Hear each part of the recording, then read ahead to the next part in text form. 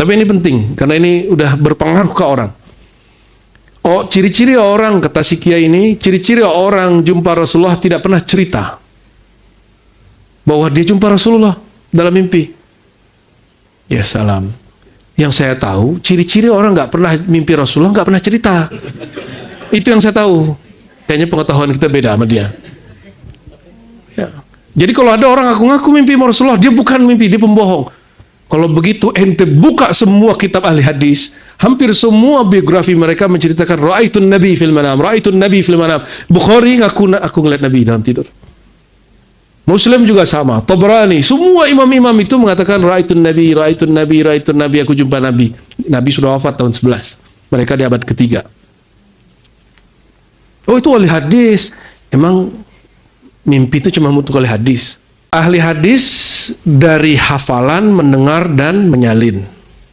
Ahli akidah, ahli kalam dari berfikir. Ahli fikih dari melihat amalan lalu memikirkan kaidah. Ahli tasawuf dapat rasa ilham di kolbu.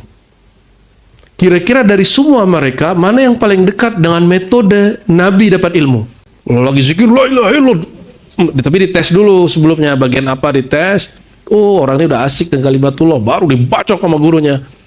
Begitu orang dulu. Sebagian. Tapi itu bukan metode kewalian. Itu bukan metode kewalian. Itu hanya ingin melihat efek kalimatullah kalau berzahir pada diri dia.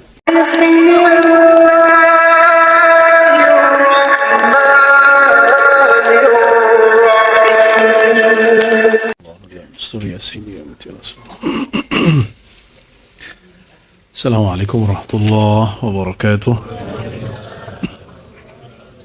Alhamdulillahilladzi faddalana bi khasa'is Muhammadiyah wa nasallallahu ay ja'alana min ummatihi bal min ikhwanihi alladzi nabba'ahu wa nadahu washtaqa ilayhi. Allahumma a'inna ala dzikrika wa syukrika wa husni ibadatik. إلهنا أنت مقصودنا ورضاك مطلوبنا أعطنا محبتك ومعرفتك. الفاتحة. بسم الله الرحمن الرحيم. صراط الذين أنعمت عليهم غير المغضوب عليهم ولا الضالين آمين. Baik ikhwah sekalian, setelah syukur dan salawat kepada baginda Rasulullah SAW, syukur kepada hadirat Allah yang maha syakur, bersalawat kepada baginda Rasulullah Abdus Syukur, kita lanjutkan kajian kita ini sesuai kurikulum ribat pada tahun ini. Ba'da Ramadan kita kembali, jadi per 5 tahun kita mengulang kitab ya. Ini tolong diingat kalau emang masih ada tahun 5 tahun lagi ke depan ya. Kalau masih ada ya kerjaan kita ngaji, suluk, khidmat, berjuang, udah gitu aja. Kalau musim perang kita jihad ya, gak usah takut ya. Kalau musim jihad kita jihad. Kalau sekarang musim dakwah kita dakwah, maka dakwah kita jihad insya Allah ya. Dari dulu para sadah sufiyah ahlus sunnah wal jamaah adalah imam-imam ahli wirid, ahli warid, dan juga syahid. Al-Imam Najmuddin Kubra, dia mufassir, ahli tafsir, dia ahli hadis, dia juga imam tariqah Kubrawiyah As-Suhrawadiyah, gelarnya Sani'ul Aulia, pabriknya wali, dan beliau wafat dalam berjuang, lagi jihad dia wafat ya. Ini manhaj kita, dan negeri kita Nusantara, khususnya Indonesia, Malaysia ya, Brunei, Singapura, Patani, pejuang-pejuangnya orang-orang yang mengamalkan ajaran-ajaran tasawuf ya. Bahkan istana-istana itu jadi pusat kajian tasawuf. Di Jawa, Kesultanan Islam Mataram ya, yang ada di Solo, terlanjutannya yang ada di Jogja dulu. Solo misalnya ada Syekh Ronggo Warsito, seorang mursyid tarekat Syatariyah ya. Dia belajar kepada Syekh Hasan Basri ya, atau Hasan Basari, Disebutkan bahwa tempatnya dulu di Tegalrejo. Sampai hari ini Tegalrejo itu menjadi pusat tasawuf di Jawa. Sampai hari ini orang kalau ngambil sanad dalail ke situ. Jadi ajaran-ajaran ini berkembang di istana, berkembang di surau-surau, berkembang di majelis-majelis, bahkan berkembang di warung-warung kopi. Ya, dulu kan warung kopi, sekarang ya kafe. Makanya coba lihat Buya Alu Bi Asfi ini selalu tempat tongkrongannya kafe. Nyampe di kafe ngomongin Allah, ngeri kali. Itu yang disebut jalisullah. Ana jalisun man dzakarani. Aku teman nongkrong, teman duduk orang yang mengingat aku, ya, yang mengenal aku. Jangan dibayangkan Allah nongkrong kayak makhluk. Allah bukan makhluk. Allah Rabbuna Azza wa Jal taqaddasa fi sifatihi wa af'alihi bal fi sifatihi wa fi zatihi. Ya Allah Maha Suci dari semua bayangan. Tapi itulah cara mengenal Allah itu secara akrab. Al-Fiqih mengenal Allah beban, tugas, sholat wajib, sedekah wajib. Makanya kalau orang ngaji fikih, gimana biar zakat itu dikurangi gitu. Ustadz, Buya Asfi, saya punya harta segini. Bisa nggak saya ngeluarin cuma segini? Itu nggak biar. Konsultannya begitu, konsultasinya. Jadi mereka berusaha pertanyaan itu supaya ngeluarin zakatnya sedikit. Nah, lain dengan kalau ahli akidah lain bicaranya hakikat. Tapi hakikat itu jauh dari rasa yang ada di kolbunya, apalagi sirnya. Tapi sangat matang di akalnya. Namun ilmu kalam itu kalau kebanyakan nanti orang salah pasang. Perkara kolbu dia pikirkan dengan akal. Jangankan tentang Allah, tentang perkara kolbu aja nggak boleh dipakaikan akal. Dia punya wilayah epistemologi masing-masing. Ketika orang-orang ateis menggunakan wilayah akal di bab panca indera empiris, apa kata mereka? Kalau Allah itu ada, Tuhan itu ada, kok nggak kelihatan? Loh, dia melihat, itu kan urusan fisik. Allah kan bukan fisik. Jadi, itu namanya kesalahan epistemologi. Jadi ateis itu gagal filsafat paling basic. Apalagi dalam bab akidah, ya. Oleh karena itu, jangan sampai ini terjadi di kalangan ahli kalam, ahli fikih. Namun jika terjadi, apa kata Maulana Zarruq dalam Qawaidut Tasawuf, jika ahli fikih, orang-orang ahli zahir, yunkiruna alaina, ingkar kepada ilmu kita, ilmu tasawuf, maka mereka dimaklumi. Nggak boleh dikafirkan. Dimaklumi. Apa dimaklumi? Kejahilannya. Ya, emang dia nggak ngerti kok, mustalahnya beda, tapi ngomen aja kan. Tasawuf dibahsul masail kan nyambung nggak? Tasawuf kok dibahsul masail kan? Tasawuf bukan dibahas. Tasawuf itu dirasakan. Lakukan riyadhah, lakukan mujahadah, patuh kepada guru mursyid, baru dapat rasanya. Nggak bisa dengan mengkaji kitab tasawuf 100 kitab terus mendapatkan makomat, nggak bisa. Karena ilmu ini bukan, kata Imam Junaid nih, hadzal ilm laisa bil hifz wala bil riwayah.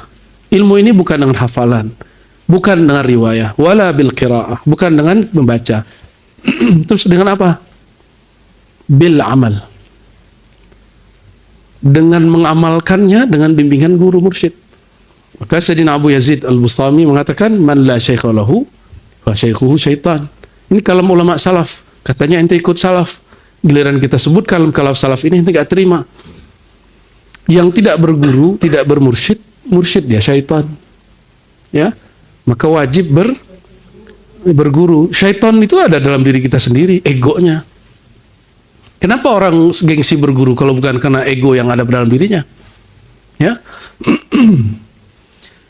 Kalau bukan karena ego itu, mana mungkin Azazil berubah nama jadi iblis? Karena dia merasa dirinya lebih kuat, lebih hebat.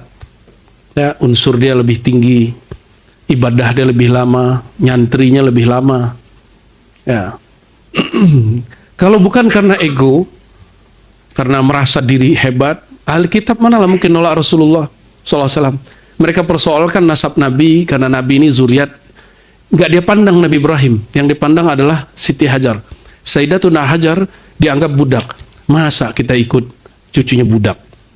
Loh, yang budak Siti Hajar apa Nabi Ibrahim? Bukannya dalam hukum kalau budak digauli, kalau punya anak dia merdeka langsung, betul nggak? Dia langsung merdeka, dia statusnya merdeka sudah.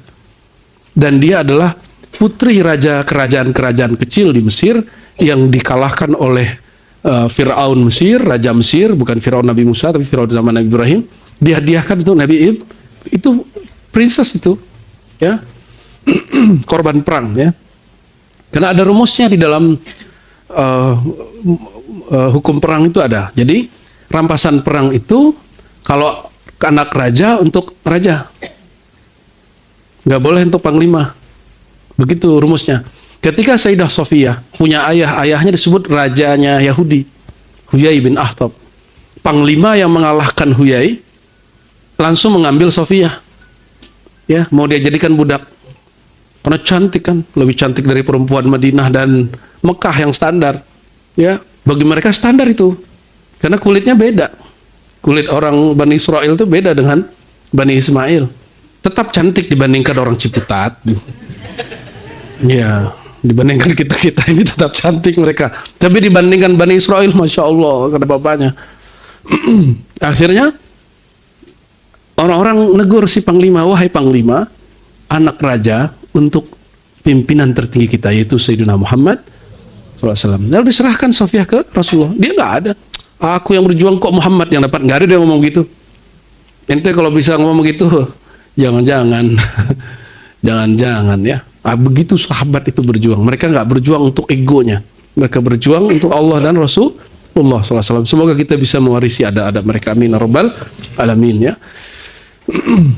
Kita sesuai request Buya Yunal dan tim Hayatul Irsyad ini, kita kembali setelah berapa tahun ini ke kitab induk kita, Khatmul Awliya, yang ditulis oleh Al-Hafiz Al-Arif Billah Al-Hakim At-Tirmizi, yang wafatnya diperdebatkan apakah setelah tahun 300 atau setelah tahun 300, ya. Umurnya panjang, kenapa? Beliau ini meriwayatkan dari gurunya Ahmad, dari gurunya Bukhari, dari gurunya Imam Tirmizi, kawan dia, dari gurunya Muslim, Bukhari Muslim. Siapa? Qutaibah. Qutaibah ini murid Imam Malik, juniornya Imam Syafi'i. Imam Syafi'i sudah wafat 204, kalau dia disebutkan wafat 320. Oke, nyambung? Ini kita tulis-tulis sedikit lah nih, biar ente pusing dengan angka-angka. Dan alhamdulillah kami tidak berani buka kitab ini sampai sudah khatam dulu ngaji kitab hadis, ya. Kita ngajam daras kitab Sahih Bukhari, Muslim, Budut, Tirmizi, udah berulang-ulang 15 tahun baru saya berani baca kitab ini. Jadi emang nggak langsung. Tapi kalau ente harus begitu juga, kapan menikmatinya? Harus 15 tahun dulu ngaji hadis? Enggak, ya dah, ini hadiah, ya, yang bisa saya berikan semampu saya tentunya. Al-haq minallah, ya al-khata' minni. Imam Hakim Tirmizi diperkirakan lahirnya tidak jauh-jauh dari Imam Muslim, Imam Tirmizi kawan di Abu Isa. Jadi awal-awal abad kedua. Kita pukul rata lah, lahirnya tahun 210, wafatnya tahun 320, berarti umurnya 90 tahun. Kira-kira begitu. Beliau Al-Imam Muhammad, namanya Muhammad Ali juga, ya? Ali bin Muhammad atau Muhammad Ali? Muhammad bin Ali. Al-Hakim ini gelar dia karena dia arif billah, sahibul hikam, wal hikmah, dan dia punya kitab hadis yang langsung dia tulis syarahnya. Jadi kalau insah ta'bir, huwa awwalu man jama' kutubal mutun wa syarah ma'an. Ya, dia orang yang pertama menciptakan satu disiplin ilmu dalam Islam, kitab teks dengan sanadnya berikut syarahnya, uraiannya. Dahulu belum, kalau Bukhari ada nggak syarahnya? Imam Bukhari nulis uraian atau cuma teks? Muslim juga begitu. Tirmizi agak lumayan bagus. Imam Tirmizi Abu Isa, kawan dia, itu ada penjelasannya. Dia lebih dahsyat lagi. Dan alhamdulillah kami di rumah secara private muzakarah itu dengan orang terdekat saya, ya. Jadi pagi-pagi biasanya kalau ngopi-ngopi kita baca kitab itu dengan sanad yang mutasil kepada Imam Tirmizi, lalu kita baca. Lalu juga baca makna-maknanya. Kalau lagi nggak sibuk ya. Kalau nggak banyak tamu, nggak ada acara, kita baca itu. Lalu apalagi yang perlu disampaikan? Karena beliau ini menggabungkan sanad awail dan awakhir, sanad orang tua dan belakangan, maka beliau termasuk orang yang berhak, kata Imam Zahabi dan lain-lainnya, dengan gelar Al-Hafiz. Jadi ada di kitab Tazkiratul Huffaz atau Tabaqat Al-Huffaz. Itu kumpulan orang-orang yang hafal. Itu dibuka aja kalau ada. Maksudnya. Maju lagi, maju. Ya. Kasihan. Maju lagi, udah Hasan maju lagi. Buka apa tabah? Kunci di luar. Oke. Berarti kita nggak bisa keluar kita nih.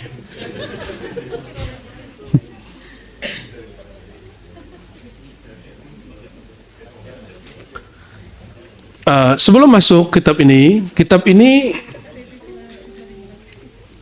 menjadi sumber fitnah yang membuat beliau dikafirkan. Karena beliau nulis judulnya Khatmul Penutup Wali, itu salah terjemah. Itu kan salah satu judul. Kitab ini sudah ditahqiq sebelumnya dari manuskrip, judulnya Siratul Aulia. Tapi ada manuskrip yang kedua, judulnya Khatmul Siratul Aulia, artinya apa? Perjalanan wali. Ya. Yang kedua Khatmul, sebenarnya yang tepat judul kitab ini adalah Ilmul Aulia. Seperti kitab Ibn Arabi yang kemudian dikumpulkan oleh Sya'rani, judulnya Ulumul Aulia, ya. Yang ada mukhtasarnya. Kitab ini tetap menggabungkan dua metode, bahkan ada tambahan metode. Jadi namanya Soal wal Jawab. Dia kasih pertanyaan yang berkembang isu zaman itu, lalu dijawab. Ya. Dan apa yang paling menarik, saya sebagai pencinta hadis, ya, itu senang sekali kalau ada kalimat dari guru kami, dari fulan, dari Nabi. Wah, itu indah sekali. Berarti kitab ini juga kitab hadis induk dalam bab ini. Dia meriwayatkan sanad hadis sebagaimana Bukhari kalau ingin nyebutin hadis dari gurunya terus sampai kepada Rasulullah. Itu namanya sanad. Nah, nanti kita kasih unjuk ya, insya Allah. Nah, beliau ini dituduh. Apa tuduhannya? Dia mengatakan bahwa wali lebih tinggi dari Nabi. Hasya ayyakula dzalik, ya. Mana mungkin orang ahli sunnah seperti beliau berani mengatakan seperti itu. Isu berkembang, orang nggak mau nanya. Nah, ini kan dari dulu begitu. Udah kenal, kawannya nggak nanya. Tapi ngegosip. Ternyata proses begitu sudah terjadi dari dulu. Ketika rame-rame orang bicarakan kalam kita, sama, nomor saya sama dia. Dia kawan dekat kita. Nggak ada tanya, nggak ada WA, nggak ada sapa, nggak ada panggil ya bro, nggak ada lagi. Langsung kemudian buat status, berlepas diri, kan cakep tuh kan. Tapi nggak apa-apa. Di zaman itu juga sama. Kawan-kawan dekatnya tiba-tiba ngumpul di belakang, mereka kemudian bersepakat kita usir aja tuh si hakim itu. Maka diusirlah dia dari kampung lahirnya, pindah ke kampung sebelah. Itulah yang kita kunjungi tahun lalu, ya, 2 tahun lalu. Yang belum ikut ya ente dengar ceritanya aja dari Buya ya. Sayyidina Abu Abdullah Muhammad bin Ali bin Hasan bin Bishr Al-Hakim At-Tirmizi, bukan Turmuzi, bukan Tirmizi, bukan apa lagi? Kan kalau kita nyebut Turmuji, itu pasti orang Sunda tuh. Turmuzi orang Jawa. Tarmizi orang Padang. Tarmizi Taher. Ya. Kalau kurang yakin, nama tidak boleh dikiaskan. Turmuz, fu'lul, nggak bisa begitu. Fa'lil, nggak bisa begitu. Dia tidak ada kiasnya, tidak ada patronnya, tidak ada timbangan lafaznya. Harus tanya langsung ke orang kampung sana. Ini bacanya gimana nih wahai orang Uzbek? Kata orang Uzbek, bacanya Tirmiz. Termes itu tulisan Inggris, E-nya dibaca I. Ya, Termez. Bacanya kalau bahasa Inggris, Tirmiz. Jangan dibaca Termeze nanti ya. Termehek-mehek nanti.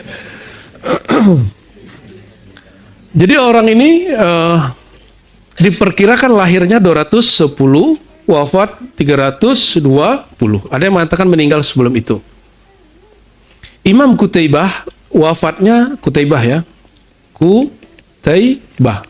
Junior Imam Syafi'i, murid Imam Malik, guru dari Imam Bukhari Muslim. Guru dari Abu Isa Tirmizi, guru daripada imam-imam ahli hadis yang masyhur. Dia wafat 240. Berarti kalau dia ngaji waktu ke Qutaibah umurnya berapa? Kira-kira umur 30. Masuk akal? Masuk. Maka ketika disebutkan haddatsana Qutaibah, wajar dia jumpa dengan Qutaibah. Oke? Nah, dan dia meriwayatkan dari ayahnya, dari Qutaibah. Kan dia ini lahir Tirmiz. Tirmiz ini wilayah selatannya Uzbek, dekat sekali ke Afgan. Orang kalau mau ke Afgan tinggal langsung lewat bawah ya. Kalau nanti ada peta tunjukin aja tuh ya. Jadi Tirmiz, Afgan, nanti ada satu kota namanya Herat. Ini kota muhaddisin, ini kota ayah Afgan di Afgan. Perbatasan ini Iran, di sini Afgan ya. Nulisnya nggak benar ya, kira-kira begitulah. Orang dulu kalau mau ngaji pasti ke Herat. Ini kota santri. Al-Harawi. Orang yang dari sana disebut Al-Harawi ya. Makanya ketika apa yang di Afghanistan ini yang pejuang kemarin, Taliban 20 tahunan lalu itu lain dengan yang kemarin bangkit. 20 tahunan lalu itu Wahabism. Yang sekarang Sufism, Hanafi. Jadi yang bikinin baju kita di Madinah tuh ya, itu orang Afgan, dia orang Kabul. Dia saya tanya, ya akhi, enta min Taliban? La, ana Taliban al-Jadid katanya. Mal farq baina Taliban al-Jadid wal qadim ya. Bedanya apa dulu sama sekarang? Kalau dulu Wahabiyah Salafiyah, sekarang Hanafiyah, Maturidiyah, Naqsyabandiyah. Nah, itu kalam dia. Saya ditawarkan bikin gamis agak jingkrang. Kamu mau bikin ala sunnah nggak katanya? Enggak, biasa aja. Oh, baru ciktokan kita ngomong ya. Orang-orang sana campuran antara orang Arya, orang Persia, orang apalagi tuh suku-sukunya ya, Atrak ya. Atrak ini bukan Turki tapi induknya orang Turki. Termasuk campuran Cina, ya, Tajikistan, Mongol, udah campur udah mix. Itu wilayah jalur namanya jalur sutra. Daerah Termes salah satu jalur sutra. Sampai kemudian Heratnya jalur sutra, kemudian sampai ke Naisapur. Jadi nyebrang sini langsung Naisapur, kampung Imam Muslim. Ya. Jadi dia satu angkatan dengan Bukhari, Muslim, Abu Daud, Tirmizi, tapi Bukhari lebih tua karena Bukhari lahir tahun 194 ya. Ini kira-kira cara membaca ini orang umurnya berapa kira-kira ya. Dulu karena nggak ada KTP, nggak ada penjelasan begitu, ini cara ulama kita menentukan tahun. Kata Alauddin Al-Attar, selain berguru secara zahir kepada ahli hadis, ahli sufi, dia juga dibimbing oleh Sayyidina Khidir alaihissalam 3 tahun. Salasa sanawat. Ada di sini ya. Nanti silakan dicek. Dengan ini mari kita baca kitab ini dengan asanid guru-guru kita yang bersambung kepada Al-Imam Abu Abdullah Muhammad bin Ali bin Hasan bin Bishr Al-Hakim At-Tirmizi qaddasallahu sirrahul aziz wa rahmatullahi alaih. Al-Fatihah.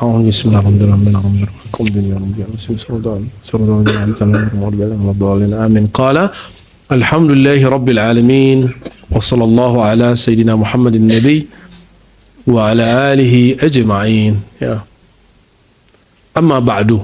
Nah, kalimat yang sedikit itu namanya khutbatul kitab, lalu masuk kepada pengantar. Amma ba'du, adapun setelah khutbah, fa innaka zakartal bahtha fima khada fihi ta'ifatun minan nas ya.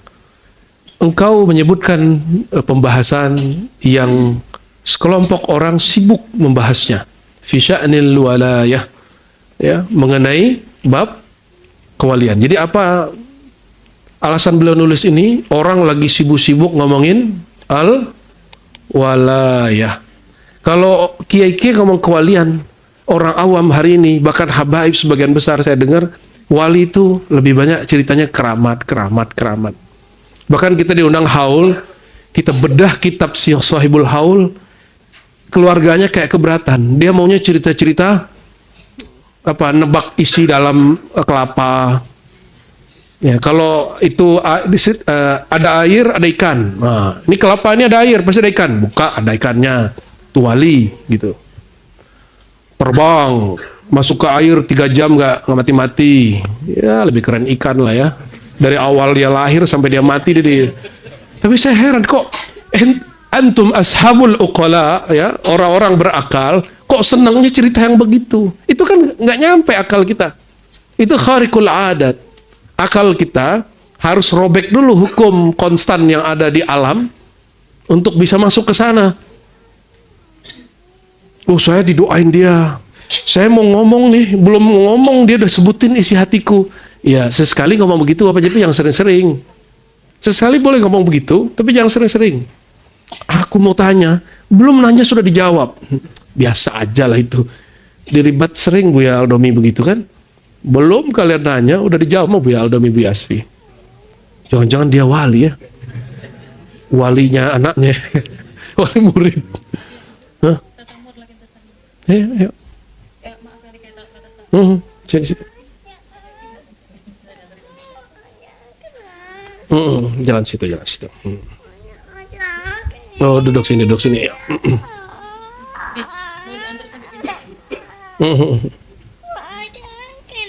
Iya. Iklan sorry ya. Oke. Tolong Om ya. Allahumma sholli ala sayyidina. Itu bagian daripada sya'nul walayah, wali murid. Wa manazilihim wa ma yalzamu min qabulihim ya. Dan perkara makom-makom mereka dan yang berkaitan dengan ya qabulihim, penerimaan terhadap mereka ya. Pertanyaan pertama. Nah, ini jadi pertanyaan orang yang sampai hari ini jadi pembahasan di kiai-kiai, benar nggak? Apakah wali kenal dirinya wali? Betul? Tidak? Tidak apa enggak? Yang bilang tidak, angkat tangan. Nggak apa-apa, nggak salah. Ayo yang bilang tidak, nggak usah takut. 1, 2, 3. Tadi yang jawab takut dia. Apakah wali kenal dirinya? Yang bilang iya, angkat tangan. Tuh, takut juga, cuma berapa orang. Ayo kita lihat jawaban Imam Hakim At-Tirmizi. Beliau salah satu Al-Ghaus. Al-Ghaus ini kan di zaman Imam Junaid, Abu Yazid sampai tahun 261 itu Abu Yazid Ghausnya. Setelah beliau Abu Junaid Al-Baghdadi. Setelah Junaid ya beliau ini Hakim Tirmizi. Jadi dia Al-Ghaus ba'da Junaid. Junaid wafat 297, bis itu beliau. Ya. Gimana pemilihannya tuh? Itu nggak pakai demokrasi, nggak ada pemilunya ya. Wa hal ya'riful wali nafsahu? Apakah wali mengetahui dirinya wali? Boleh juga dibaca nafsuhu ya. Wa zakarta. Ayo baca. Man yaqra? Tadi Buya Yunal.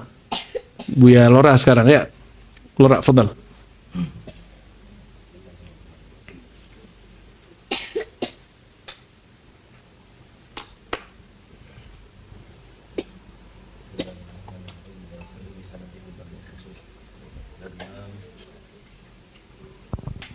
الحكيم الترمذي قال: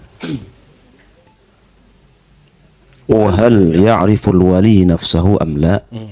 وذكرت أن ناسا يقولون إن الولاية مجهولة عند أهلها ومن حسب نفسه وليا وهو بعيد عنها. وهل يعرف الولي نفسه أم لا? Apakah seorang bisa mengetahui bahwasanya dirinya wali atau tidak? Sebagian orang mengatakan bahwasanya kewalian itu tidak ada yang mengetahuinya kecuali dia seorang wali. Majhulatun inda ahliha. Majhulatun tersembunyi, tidak diketahui. Bahkan oleh wali itu sendiri. Oleh wali itu sendiri. Man hasiba. Orang yang mengira dirinya wali, maka itu jauh sekali dari hal tersebut. Itu obrolan poro kiai di kampung kota Imam Tirmizi. Dia tanggapin. Nah, ini jawabannya coba. Fa'lam. فاعلم أن هؤلاء الذين يخوضون في هذا الأمر ليسوا من هذا الأمر في شيء إنما هم قوم يعتبرون شأن الولاية من طريق العلم ويتكلمون بالمقاييس وبالتوهم من تلقاء أنفسهم وليسوا بأهل خصوص من ربهم ولم يبلغوا منازل الولاية ولا عرفوا صنع الله إنما كلامهم في الصدق ومعيارهم في الأمور الصدق فإذا صاروا إلى المنن انقطع كلامهم وعجزوا عن معرفة صنع الله بالعبد لأنهم عجزوا عن معرفته ومن عجز عن معرفة الله تعالى كان عن معرفة صنائعه أعجز فلذلك يصير كلامه جزافا في العاقبة. Terjem. Ya.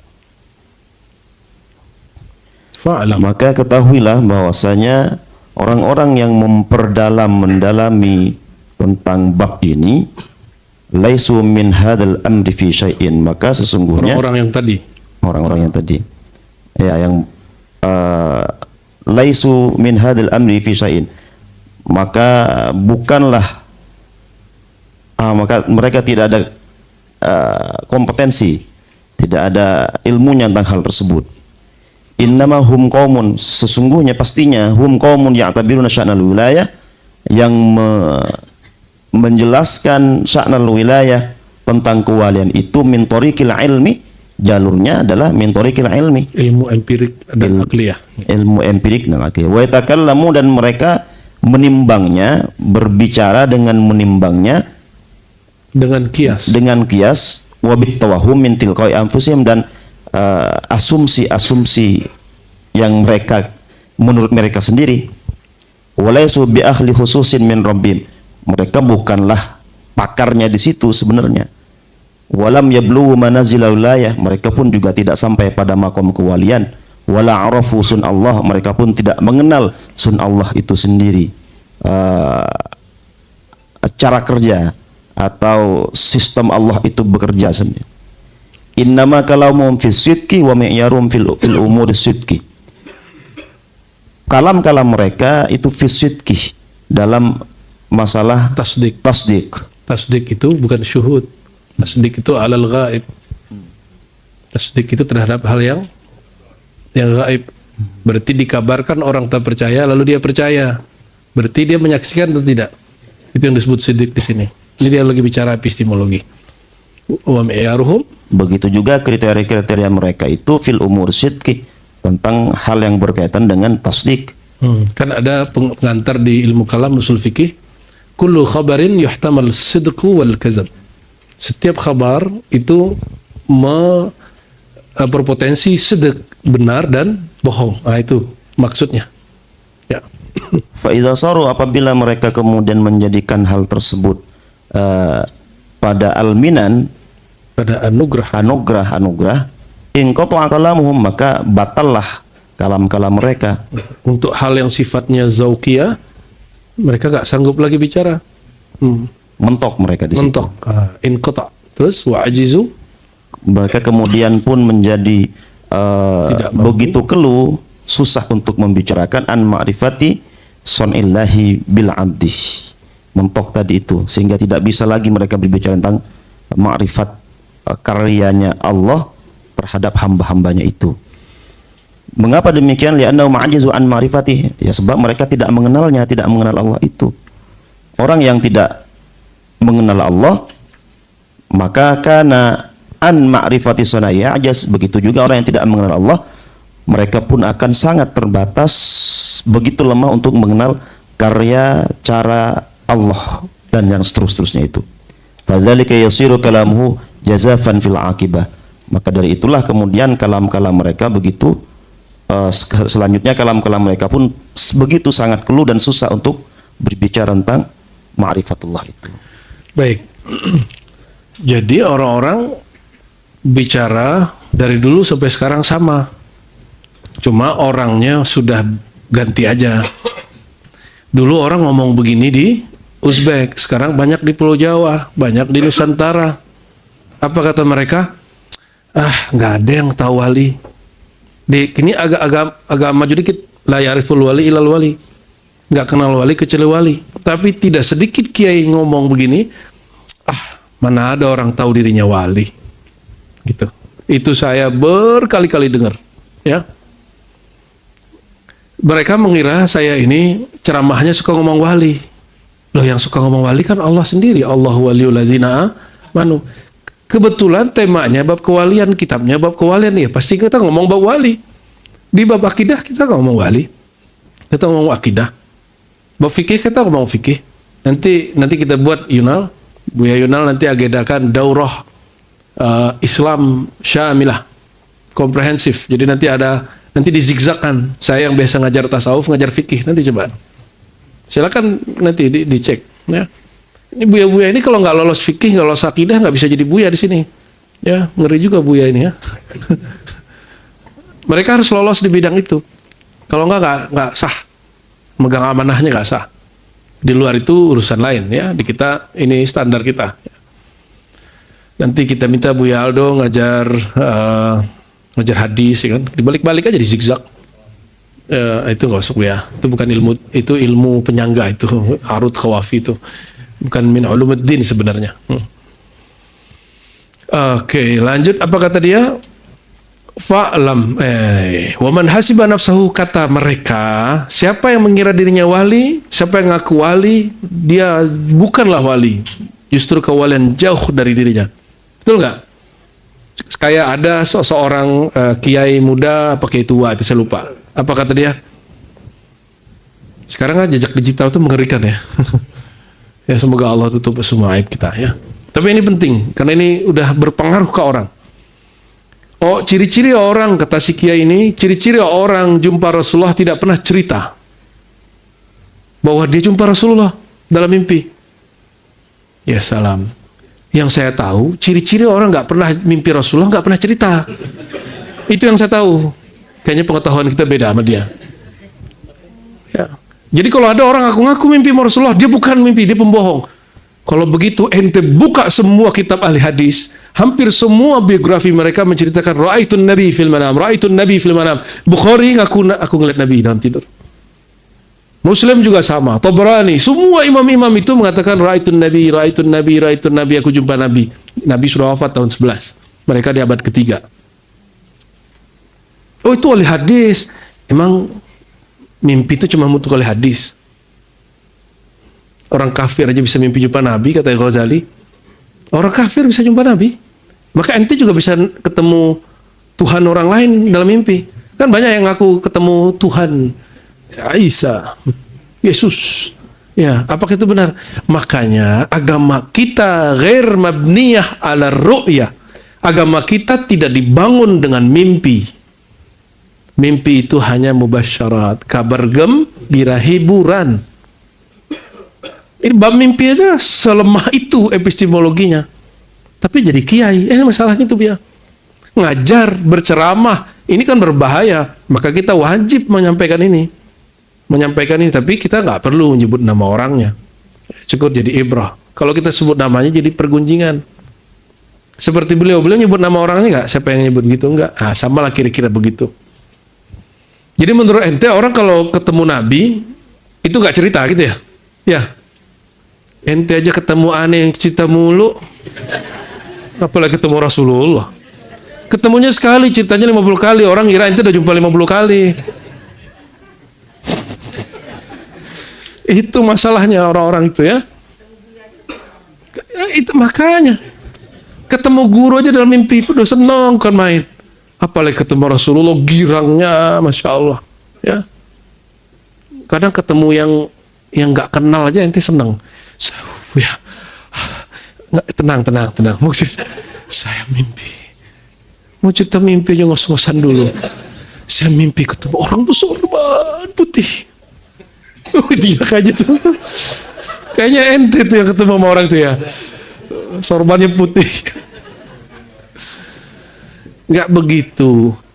Walaupun kita ini riyadhah, ya latihan, ya mimpi itu bagi Buya Asfi, Buya Aldo, Buya Una itu hanya indikator terkecil orang itu sukses dalam berthariqah. Karena agama ini tidak dibangun berdasarkan mimpi, paham? Jadi jangan jualan mimpi lagi. Kalau ente mimpi catat aja, gak usah ceritain ke Buya. Buya ini bukan teman curhat mimpi. Mohon maaf ya. Yang sudah pernah cerita nggak apa-apa. Tapi lain kalau pengalaman zikir. Di masa suluk, ceritakan ke Buya. Cerita itu kan nggak mesti ditanggapi. Sekarang sudah ada kertas. Pakai kertas kan sudah dikasih buku diary. Tinggal tunjukin ke Buya. Itu kayaknya lebih bagus. Ya, makanya Hayatul Irsyad, Dewan Irsyad sudah bikin formula yang bagus. Ya, coba pakai itu. Biar nggak sibuk dengan mimpi, ya, biar tidak merasa-rasa. Oke, ini baru berapa baris nih. Ente sudah langsung PA. Fa'lam. Nah, ini belum nanggepin ya. Apa tanggapannya? Emang benar, wali itu nggak tahu dirinya wali. Siapa yang ngaku mengatakan, siapa yang menyadari dirinya wali, maka dia bukanlah wali. Betulkah dua ide ini benar? Kaidah yang dibikin-bikin para kiai-kiai di Tirmizi ini benar? Ini kiai-kiai semua loh. Mungkin nggak Tirmizi nanggepin orang di warung? Nggak mungkin. Dia pasti nanggepin orang ngomong di majelis. Karena dulu jami' itu setara dengan jami'ah. Jami' itu majelis. Jami' itu majelis ya. Fi jami' Tirmizi, fi jami' fulan. Itu disebut dengan madrasah dulu. Terus apa kata beliau? Fa'lam. Hei, ketahuilah. Nah, anggap dia lagi bicara ke ente semua ya. Inna haula'il ladzina yakhuduna fi hadzal amr. Orang-orang yang bicara tadi itu laisu min hadzal amri fi syai'. Mereka nggak ngerti apa-apa. Boleh nggak gitu ngomong? Lah dia ngomong masa nggak boleh? Kalau ente ngomong ada curiga emang.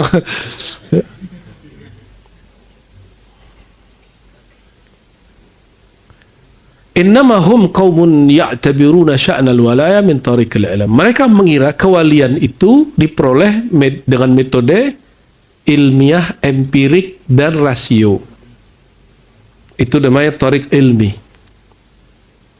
Empirik itu berdasarkan hasil membaca, lalu dia terlihat beramal secara zahir, riyadhah sekian tahun. Secara akliyah ya dia berfikirnya bagus.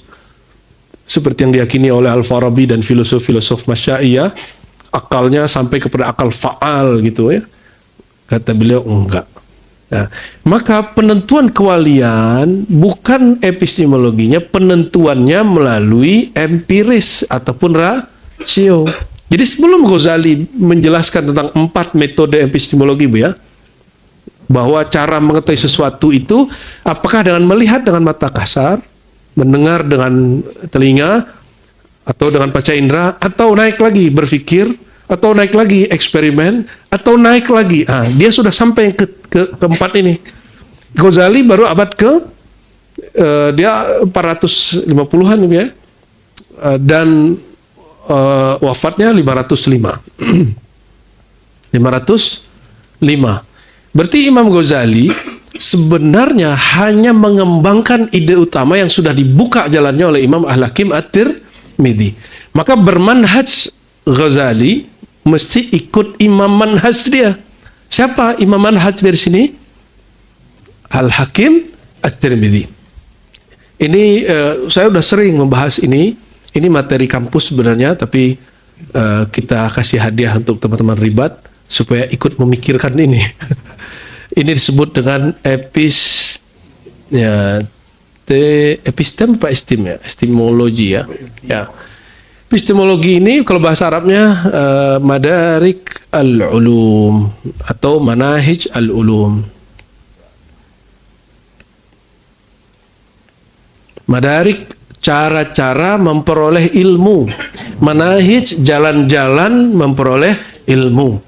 Sekarang ilmu ini masuk ke dalam materi namanya falsafah al-ulum. Ya, falsafah al-ulum. Jadi in sahat ta'bir ya, fahuwa abul madarik, abu epistemologiyah. Dia adalah bapak epistemologi di kalangan Sunni, Sufi, ya, ahli hadis. Dan bagi dia nggak ada yang tabrakan. Ahli hadis itu kalau nggak kedengeran, nggak kelihatan, nggak dihafal, maka itu bukan hadis. Ahli kalam kalau nggak masuk rasio akal, maka dia tidak logis, tidak rasional, tidak boleh dipakai. Orang-orang eksperimen kalau belum lulus diuji, maka dia tidak disebut sahih, tidak disebut ilmiah. Kalau bagi ahli tasawuf, inilah manhaj para anbiya.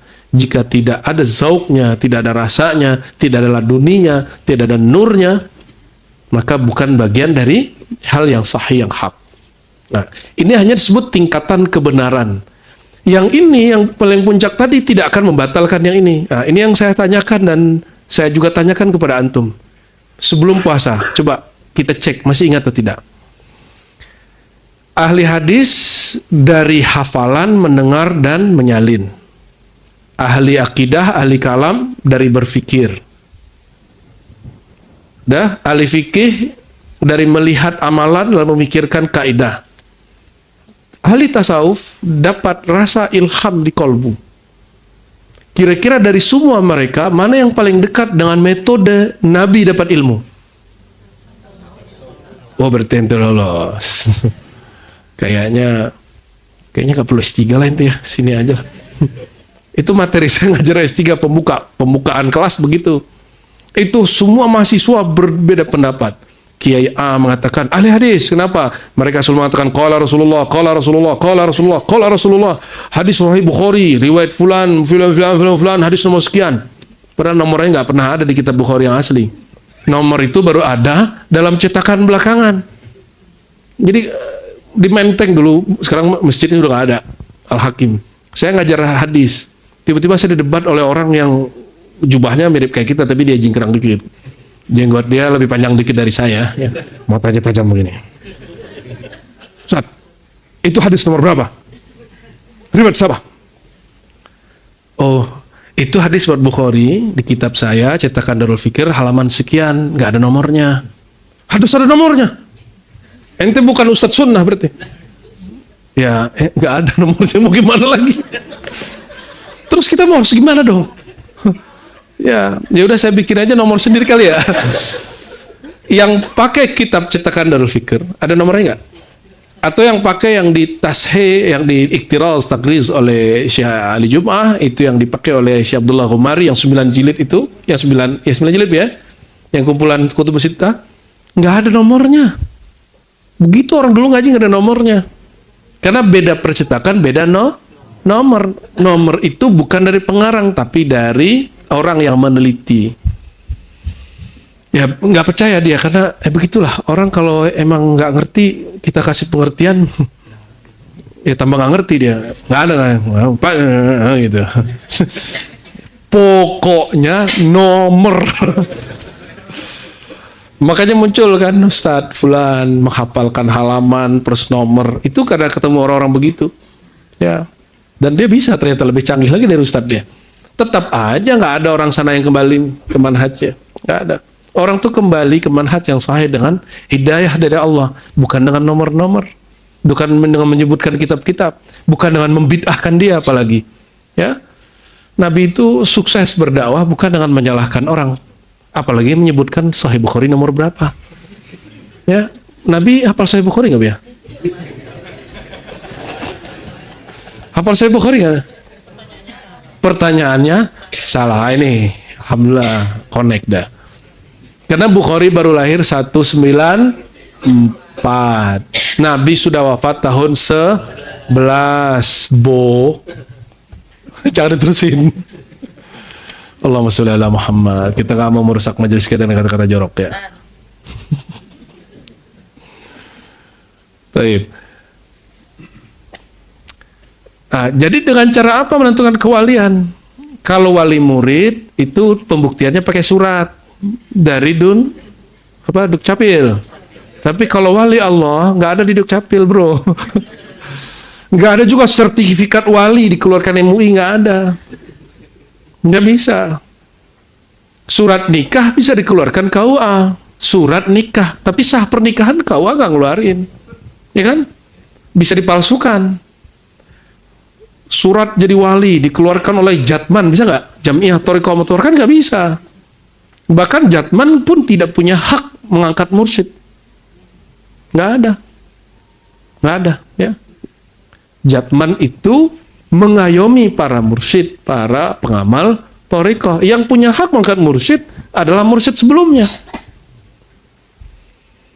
Apalagi ngangkat wali. Wali kota diangkat nggak? Masa wali Allah nggak diangkat?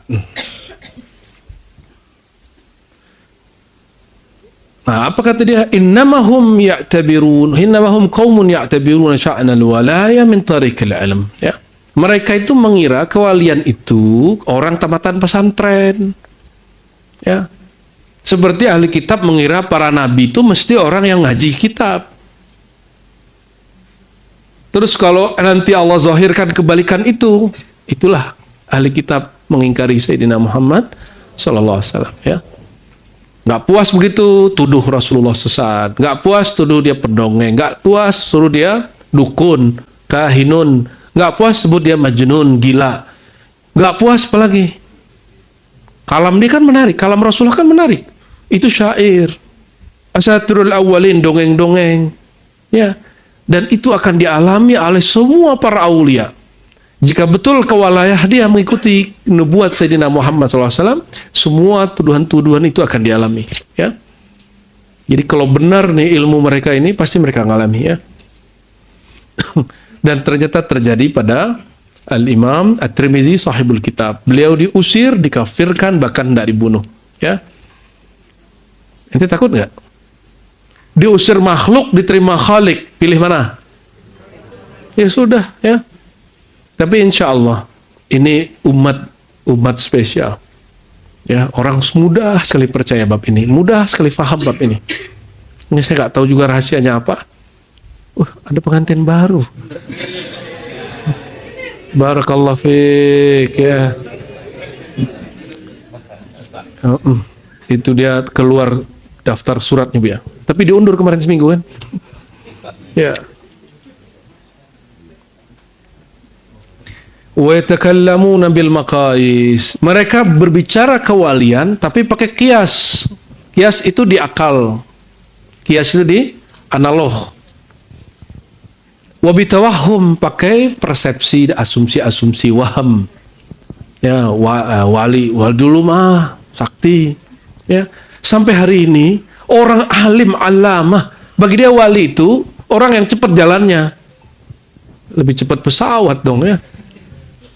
Saya ini keluar majelis, katanya begitu ke saya, ya. Saya ini keluar majelis, saya ajaklah si fulan ini naik, dia nggak mau, dia mau jalan kaki. Kita menuju tempat yang sama. Sampai di sana dia sudah ngongkrong minum kopi.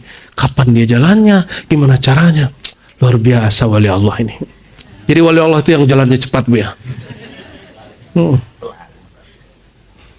Bingung kita. Padahal alim alama, orang alim, ngajinya di luar negeri, doktornya di luar negeri, mungkin kiainya di alam lainnya. Bingung kita akhirnya sama orang-orang begini. Kok salah memandang yang masuk akal bukan dengan akal. Jadi gimana? Nyampe nggak? Nggak nyampe.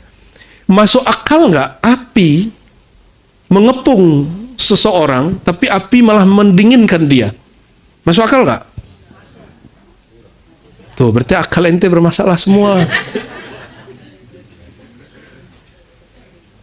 Ada hukum, aduh, masa harus ngaji begini lagi? Hukum akli, ada hukum adi. Hukum adi ini adat, berulang-ulang karena setiap hari kita melihat orang kena api terbakar, kertas kena api terbakar, berulang beribu-ribu tahun. Kita mengatakan api secara hukum adi membakar. Oke, nggak usah Nabi Ibrahim. Ente punya orang bisa debus nggak? Ane punya guru, punya kawan, punya abang dulu debus. Giniin api nggak kebakar. Kita kalau talkin dulu zikir dibakar kita sama guru kita. Ya. Kawan-kawan saya dibakar. Ya. Lagi cuma dulu bedanya pakai korek dia. Kalau zaman-zaman bahla katanya kalau kiai-kiai dulu pakai golok. Kalau lagi zikir la ilaha illallah. Tapi dites dulu sebelumnya bagian apa dites. Oh, orang ini udah asik dengan kalimatullah, baru dibacok sama gurunya. Begitu orang dulu, sebagian. Tapi itu bukan metode kewalian. Itu bukan metode kewalian, itu hanya ingin melihat efek kalimatullah kalau berzahir pada diri dia. Lalu ente menyaksikan atau mendengar, nggak usah Nabi Ibrahim debus, ada orang kena api tidak terbakar. Maka akal berkalam. Apa kata akal? Oh, berarti api itu tidak mutlak membakar. Jangan-jangan api itu diperintah membakar seperti Nabi mengatakan, janganlah kalian caci maki udara, angin, cuaca, karena semuanya diperintah Allah. Berarti api juga diperintah. Inilah perbedaan akidah Ahlus Sunnah dengan di luar Ahlus Sunnah Mu'tazilah. Yang kemudian yang Mu'tazilah ini diambil dari filsafat materialisme, ya, tabaiyah, madiyah. Di filsafat materialisme, apa itu di masa dulu? Api itu tabiatnya membakar. Dia bertabiat membakar secara hukum adi betul, tapi syurum akli tidak. Dalam hukum akli, jika yang menciptakan api tidak mengizinkan dia membakar, dia tidak membakar. Gitu. Biar gampang, obat. Apakah setiap orang minum obat sakitnya sama, obatnya sama? Apakah setiap orang minum obat sembuh? Kalau yang menciptakan obat, menciptakan kesembuhan, tidak mengizinkan sembuh nggak? Nggak sembuh. Paham? Udah nyambung? Oke, saya ulang pertanyaannya. Apakah akal kalian percaya ada api tidak membakar? Masuk akal nggak? Baru kalian berakal.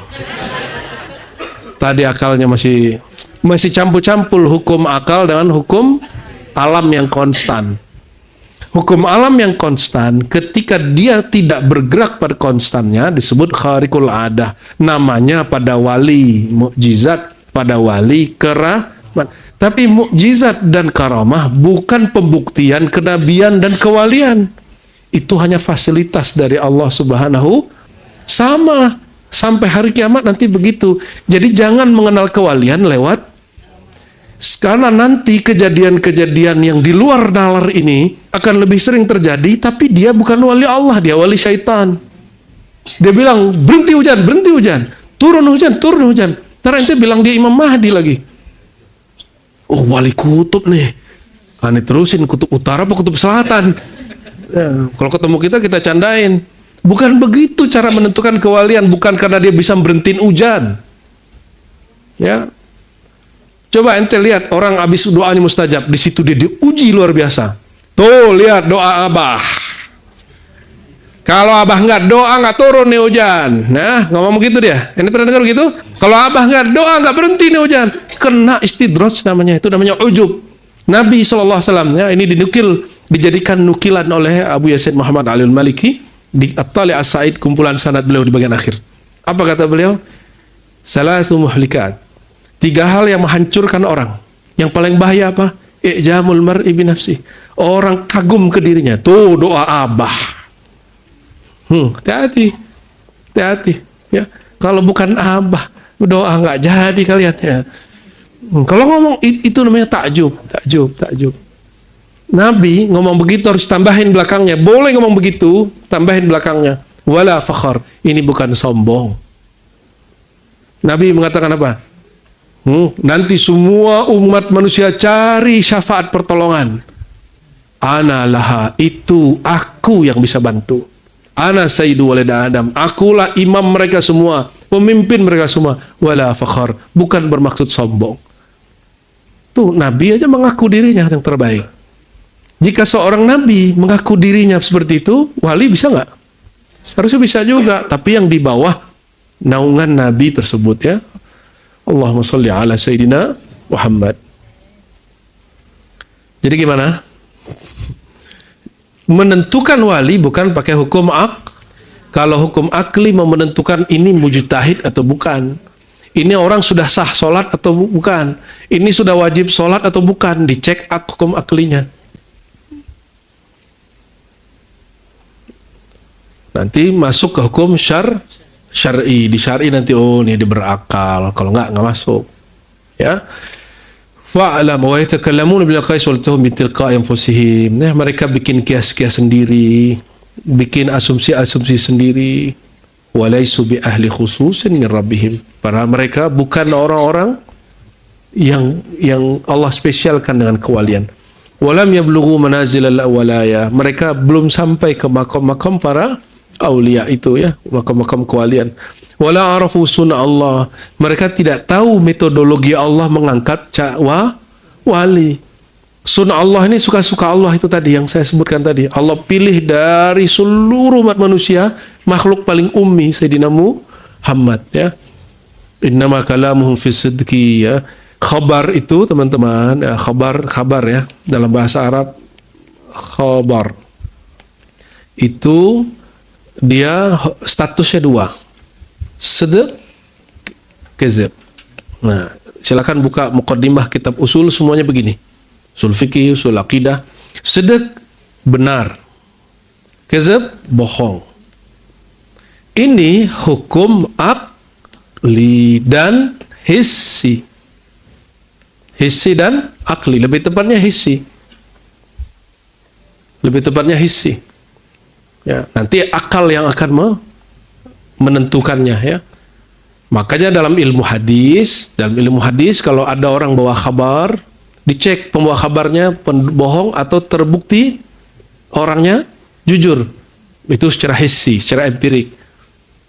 Orang-orang informan ini bahasa Arabnya disebut rawi. Apa sebutannya? Rawi, bukan rawi bahasa orang Betawi. Rawi bahasa Betawi mah nyanyiin Barzanji. Ya. Terus apa lagi? Akal. Akal nanti mengatakan ini kiasnya benar, ini kiasnya tidak benar. Oke? Barulah dia terbukti sidq benar atau kizab. Benar secara hissi, benar secara akli, benar secara bohong secara hissi ataupun akli.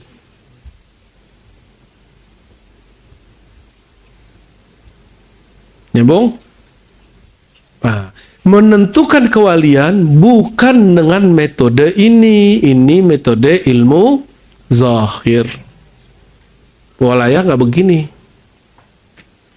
Mi'yaruhum fil umur sidq fa idza saru ilal minan inqata. Mereka punya standarisasi yang tadi itu. Was idza saru ilal minan, kalau mereka berbicara al-minan. Al-minan, apa arti minan? Ya, jamak dari minnah. Apa arti minnah? Ini yang disebut zauq. Bukan zauq travel ya. Itu jangan GR CEO yang menyamar menjadi santri. Zauq, apalagi? Laduni. Ilmu laduni. Apalagi? Ahwal, makomat. Ini semuanya bagian dari minnah. Makomat ya, makom. Ilham, turunan laduni ya. Turunan laduni itu ilham. Jadi kalau mau bicara tentang kewalian, ini pintarnya Hakim Tirmizi. Dia tidak meluruskan orang, menegur orang di muaranya, dia benerin dari hulunya. Nah, ini metode saya ngerjain Buya Asfi dulu. Nah, Buya Asfi itu kalau lagi galau, kita patahin dari pangkalnya. Dan Buya itu cepat sadarnya. Alhamdulillah. Kalau Buya Yunal, lihat-lihat dulu, pakai dalil dulu kah atau pakai ini dulu gitu. Kalau mau Buya Asfi langsung dipatahin, nggak begitu Buya. Itu sama dengan laisu min hadzal amri fi syai'. Nggak begitu gitu. Itu orang kalau di mob begitu, otaknya langsung ganti.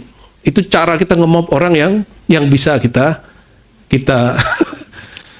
ya kita hadang gitu. Kalau kita punya perhatian khusus gitu bisa. Kalau dia mau buka pikirannya masuk itu, langsung berubah itu. Yang tadinya nggak semangat langsung semangat itu. Ya, yang tadinya patah hati jadi nggak patah hati itu. Kalau ada yang patah hati nih, cewek-cewek nih patah hati kan, cowok begitu aja ditangisin, banyak cowok lain gitu, langsung seger dia. Tapi yang ngomong orang yang tepat.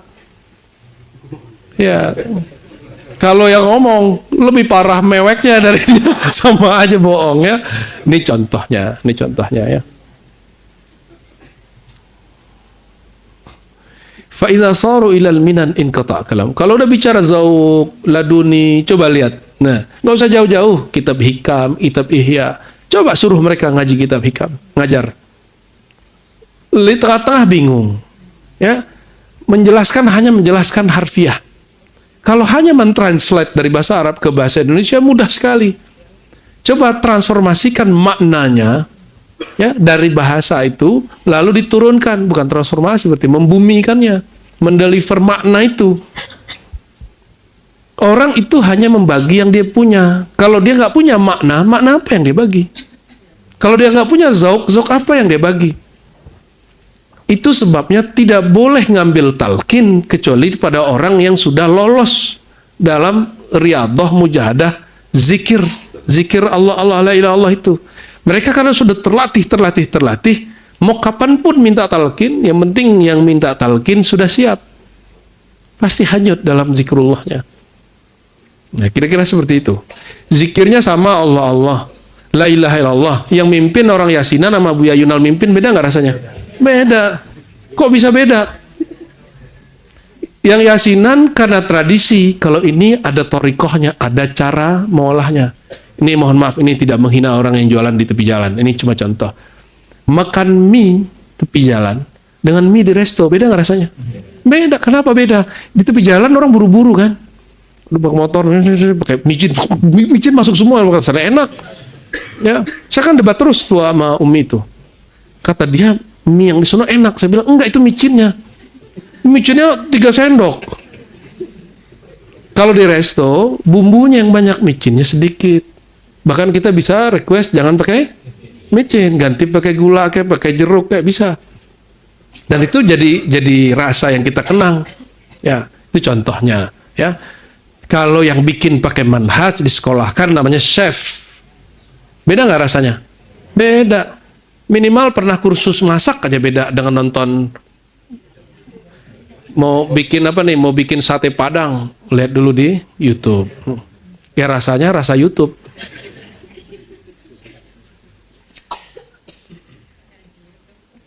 Sama ngaji YouTube juga begitu.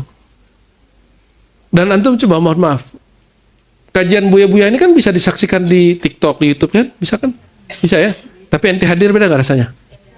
Kenapa? Ada ruh jumpa dengan ruh, ada jasad jumpa dengan jasad, ada akal bertemu dengan akal. Di situ kafahnya di situ. Maka udkhulu fis silmi secara tafsir kan Islam. Silmi itu satu akar kata dengan sulam. Silm juga berarti jalan, jembatan. Masuklah ke dalam jembatan itu, jalan itu kafah. Jadi kalau kita masuk ke satu jalan, sertakan jasad, sertakan akal, sertakan kolbu semua, baru utuh. Suluk tapi ingatnya pulang tiket tanggal berapa, ya kan?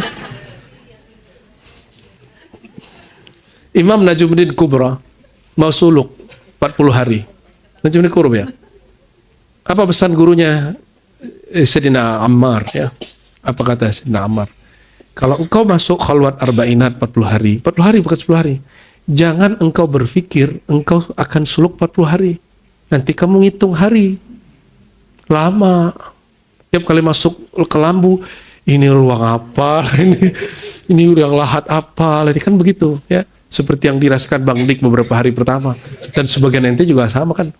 Tapi kalau sudah mau selesai, candu muncul. Langsung daftar. Gila udah dekat lagi puasa tahun besok, cancel nggak jadi kebayang rasa liang lahat. Begitulah terus ya. Waman wa'ajizu an ma'rifati san'illahi bil abad. Mereka nggak tahu cara kerja Allah ngangkat wali terhadap hamba. Li'annahum ajizu an ma'rifati. Karena mereka emang nggak kenal Allah ya. Karena nggak kenal Allah, nggak tahu cara kerjanya Allah. Waman ajiza an ma'rifatillah kana an marfiti sanaihi ajas. yang tidak kenal Allah maka tidak tahu cara kerjanya Allah. Inilah satu halaman pertama dari pertanyaan yang beliau sampaikan. Beliau ingin meluruskan bahwa persoalan kewalian bukan persoalan akal atau empiris atau keramat-keramat, tapi ini persoalan al-minan, zauq, laduni, ahwal, maqam, atau boleh kita sebut epistemologi rohani. Ya. Cara menentukannya adalah bab rasa kerohanian, bukan akal semata. Akalnya harus di-upgrade kepada rohani, baru akalnya bisa diterima. Nah, jadi kalau bicara bab kewalian, tolong jangan lagi ngomong keramat-keramat, ya.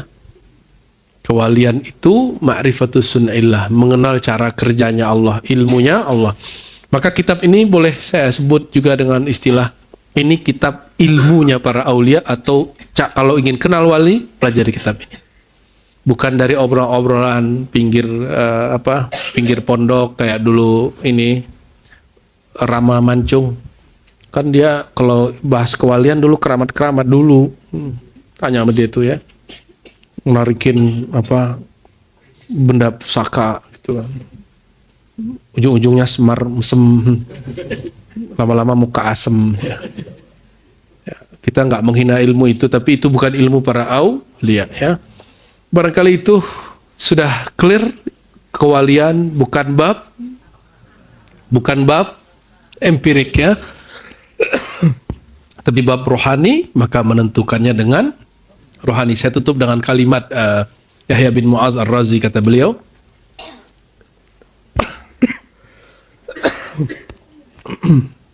Inna lil walayah Bismillahirrahmanirrahim. Inna lil walayah raihatun, inna lil walayati raihatan. Sesungguhnya kewalian itu ada aromanya, ada ilmunya, ada metodologinya.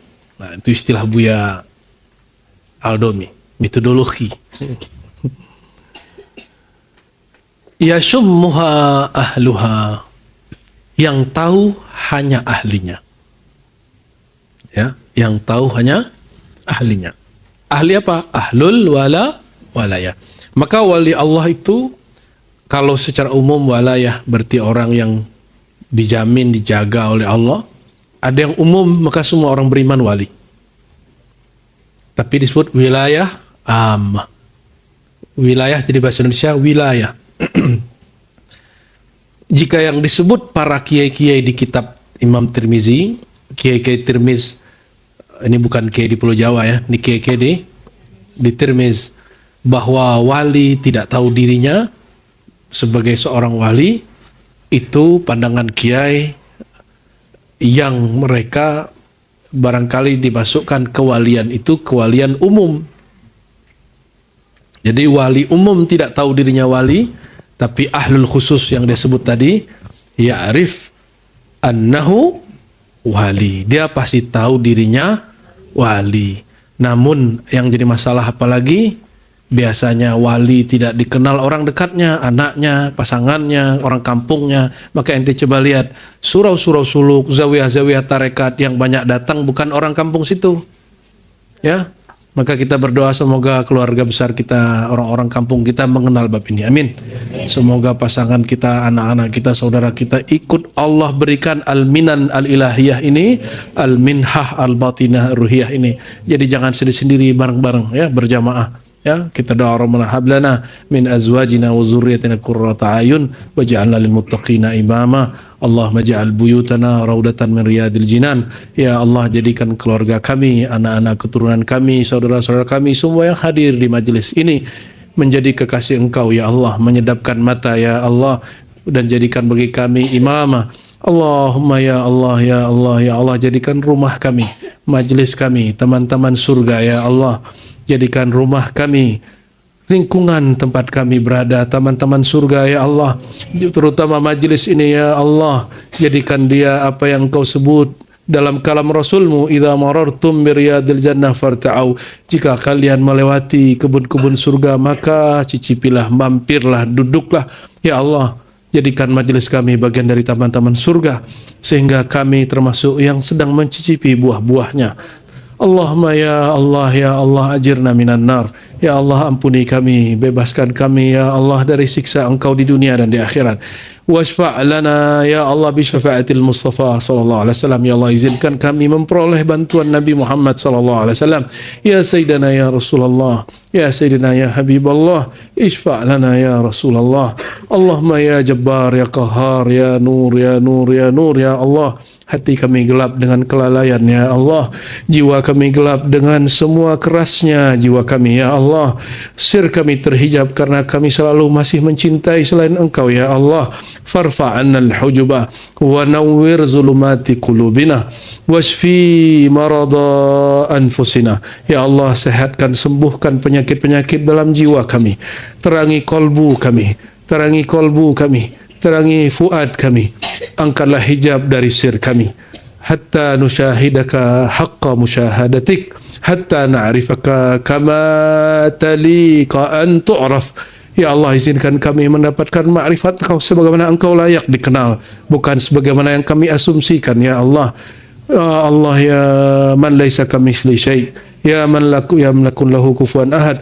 Ya Allah, yang hakikatnya tiada yang tahu kecuali dirinya sendiri.